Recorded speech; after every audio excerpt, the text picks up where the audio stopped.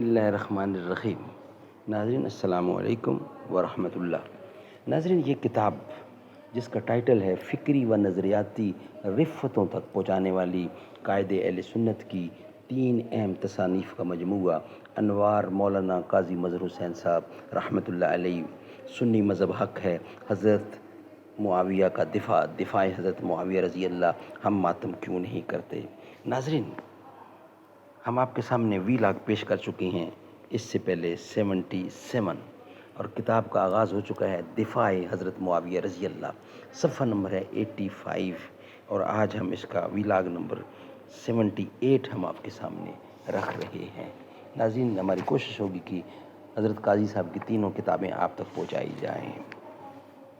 نحمده ونصلي على رسوله الكريم، بسم الله الرحمن الرحيم۔ قال النبي صلى الله عليه وسلم: خيركم من تعلم القرآن وعلمه۔ بہترین لوگ وہ ہیں جو خود بھی قرآن پڑھیں، دوسروں کو پڑھائیں، سکھائیں اور لکھائیں۔ خداوندا، یہ تیرے سادہ دل بندے کدھر جائیں کہ درویشی میں عیاری ہے، سلطانی بھی عیاری۔ یہ کائنات ابھی نا تمام ہے شاید کہ آ رہی ہے دمادم صدائے کن فیکون۔ موتی سمجھ کے شان کریمی نے چن لیے قطرے جو تھے میرے عرق انفعال کے۔ ہیڈنگ ہے کہ مولانا لال شاہ کا بے جا تعصب، یہ ہیڈنگ ہے اس کا آج کے ویلاگ کا۔ دفاع حضرت معاویہ رضی اللہ، صفحہ نمبر 85، سب ہیڈنگ مولانا لال شاہ کا بے جا تعصب۔ مولانا لال شاہ بخاری لکھتے ہیں، قارئین کو شاہد تعجب ہو کہ حضرت معاویہ رضی اللہ کے مجالسین و ظاہرین حضرت حسن بن علی رضی اللہ کے متعلق بھی یہی عقیدہ رکھتے تھے۔ وہ حسن رضی اللہ بن علی رضی اللہ جو جنگ پر پوری قدرت رکھنے کے باوجود محض تحفظ دماء مسلمین کی خاطر خلافت سے دستبار ہوئے، مسلمین کی خاطر خلافت سے دستبردار ہوئے اور عنان حکومت حضرت معاویہ کے ہاتھ میں دے دی تھی۔ ابو داؤد کتاب اللباس کی ایک روایت ہمارے دعوے کی تصدیق کرتی ہے، ملاحظہ ہو۔ ناظرین، عربی ہے، اس کا میں ترجمہ آپ کے سامنے رکھ رہا ہوں۔ حوالہ دیا گیا ہے ابو داؤد جلد دوم، صفحہ 214، تاریخ اسلام جلد 2، صفحہ نمبر 322۔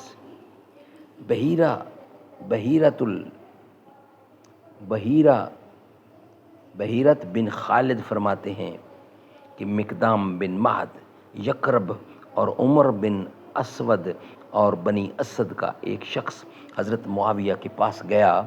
حضرت معاویہ رضی اللہ نے مقدام کو کہا کہ تجھے کچھ علم ہے کہ حسن بن علی فوت ہو چکا ہے؟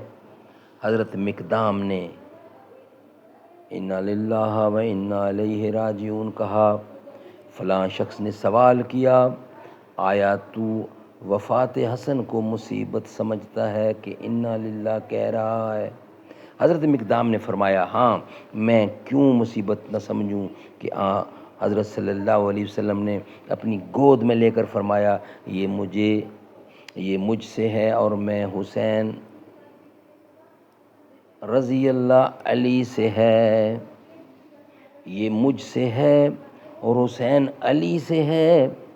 پس اس رجل اسدی نے کہا، وہ ایک چنگاری تھی جس کو اللہ نے بجھا دیا۔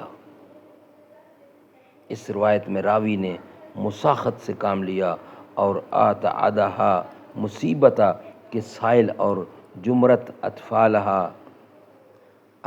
اطفالہ اللہ کے قائل دونوں کی پردہ پوشی کی کیونکہ ان کی گفتگو بے انتہا نفرت انگیز تھی، لیکن آنکھیں بند کرنے سے حقیقتیں مستور نہیں ہوا کرتیں۔ آتا ادھا مصیبتہ کے قائل یقیناً حضرت معاویہ رضی اللہ ہیں۔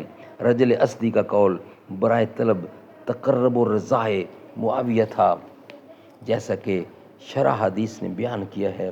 شاید اس لیے حضرت معاویہ نے سرزنش نہیں کی، شاید وہ یہ سمجھے کہ جب محفل میں سارے شامی ہیں تو اب ظاہر داری کا فائدہ۔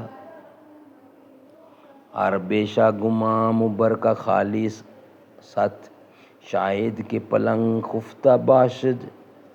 حضرت مقدام رضی اللہ بن معد یکرب پر اللہ کی رحمت ہو، انہوں نے حق گوئی کا حق ادا کر دیا رضی اللہ۔ اس روایت سے معلوم ہوا کہ محفل معاویہ رضی اللہ کی زیبائش و آرائش کس قسم کے انادل خوشگو کی نواسجی سے وابستہ تھی، نواسنجی سے وابستہ تھی۔ لیکن کبھی کبھی مقدام بن معد یکرب جیسے درویش کی تلخ نواحی مجلس کے رنگ کو پھیکا اور افسردہ کر دیتی ہے۔ راوی نے رجل اسدی کے نام کا اظہار نہیں کیا، ہمیں بھی اظہار کی ضرورت نہیں، ہم بھی بے نامی لیے کہتے ہیں۔ جو شکی حسن بن علی کو جمرت منار کہتے ہیں، جمرت منار کہتے ہیں، اللہ کی ہو پھٹکار ان پر ہم 100 بار کہتے ہیں۔ استخلاف یزید صفحہ نمبر 232 سے 244۔ مولانا لال شاہ صاحب نے مذکورہ روایات کا باقی حصہ نہیں دیکھا جو حسب ذائل ہے۔ ناظرین اس کا ترجمہ آپ کے سامنے رکھتے ہیں اردو۔ عمر بن عثمان بقیہ بحیر خالد سے روایت ہے کہ مقدام بن معد یکرب اور عمر بن اسود اور ایک شخص بنی اسد میں سے جو کمبرین کا رہنے والا تھا معاویہ رضی اللہ ابن سفیان کے پاس آیا تو معاویہ نے کہا مقدام سے، کیا تم کو خبر ہوئی حسن بن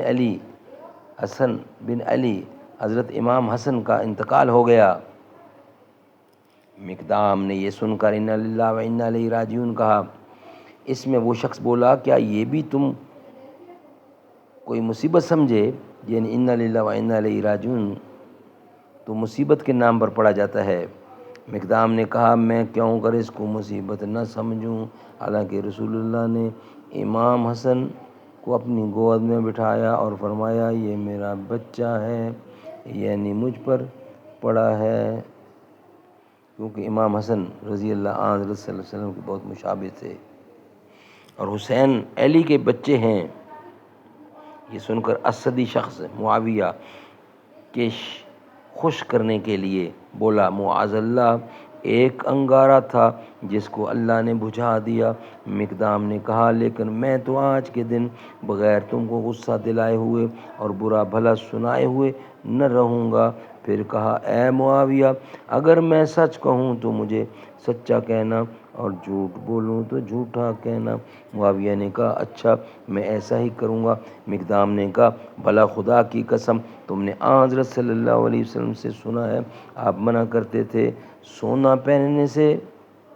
معاویہ نے کہا ہاں سنا ہے۔ پھر مقدام نے کہا بھلا قسم خدا کی تم جانتے ہو کہ منع کیا تو حضرت سے نزار ریشمی کپڑا پہننے والے سے؟ معاویہ نے کہا ہاں۔ مقدام نے کہا بھلا قسم خدا کی تم جانتے ہو کہ منع کیا رسول اللہ نے درندوں کی کھالیں پہننے سے اور ان پر سوار ہونے سے؟ معاویہ نے کہا ہاں۔ مقدام نے کہا پھر خدا کی قسم میں تمہارے گھر میں یہ سب کچھ دیکھتا ہوں۔ معاویہ نے کہا میں جانتا ہوں کہ تمہارے ہاتھ سے نجات نہ پاؤں گا۔ خالد نے کہا پھر معاویہ رضی اللہ نے حکم کیا مقدام کو اتنا مال دینے کا جتنا اور ان کے 2 ساتھیوں کو نہ دیا، اور ان کے بیٹے کا حصہ مقرر کیا۔ 200 والوں میں مقدام نے وہ مال اپنے ساتھیوں کو بانٹ دیا اور اسدی نے اپنے مال میں سے کسی کو کچھ نہ دیا۔ یہ خبر سن کر معاویہ کو پہنچی تو انہوں نے کہا مقدام تو ایک سخی شخص ہے جس کا ہاتھ کھڑا ہوا ہے اور اسدی اپنی چیز کو اچھی طرح روکتا ہے۔ سبحان اللہ۔